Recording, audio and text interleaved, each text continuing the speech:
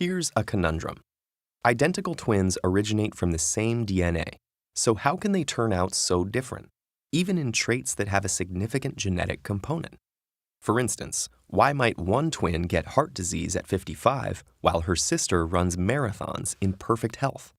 Nature versus nurture has a lot to do with it, but a deeper related answer can be found within something called epigenetics. That's the study of how DNA interacts with the multitude of smaller molecules found within cells, which can activate and deactivate genes. If you think of DNA as a recipe book, those molecules are largely what determine what gets cooked when. They aren't making any conscious choices themselves. Rather, their presence and concentration within cells makes the difference. So how does that work? Genes in DNA are expressed when they're read and transcribed into RNA, which is translated into proteins by structures called ribosomes. And proteins are much of what determines a cell's characteristics and function. Epigenetic changes can boost or interfere with the transcription of specific genes. The most common way interference happens is that DNA, or the proteins it's wrapped around, gets labeled with small chemical tags. The set of all of the chemical tags that are attached to the genome of a given cell is called the epigenome. Some of these, like a methyl group, inhibit gene expression by derailing the cellular transcription machinery or causing the DNA to coil more tightly, making it inaccessible. The gene is still there, but it's silent. Boosting transcription is essentially the opposite. Some chemical tags will unwind the DNA, making it easier to transcribe, which ramps up production of the associated protein. Epigenetic changes can survive cell division, which means that they could affect an organism for its entire life.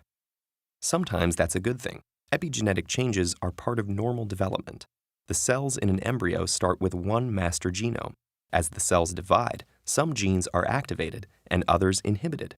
Over time, through this epigenetic reprogramming, some cells develop into heart cells and others into liver cells. Each of the approximately 200 cell types in your body has essentially the same genome, but its own distinct epigenome. The epigenome also mediates a lifelong dialogue between genes and the environment. The chemical tags that turn genes on and off can be influenced by factors including diet, chemical exposure, and medication. The resulting epigenetic changes can eventually lead to disease if, for example, they turn off a gene that makes a tumor-suppressing protein. Environmentally induced epigenetic changes are part of the reason why genetically identical twins can grow up to have very different lives. As twins get older, their epigenomes diverge, affecting the way they age and their susceptibility to disease. Even social experiences can cause epigenetic changes.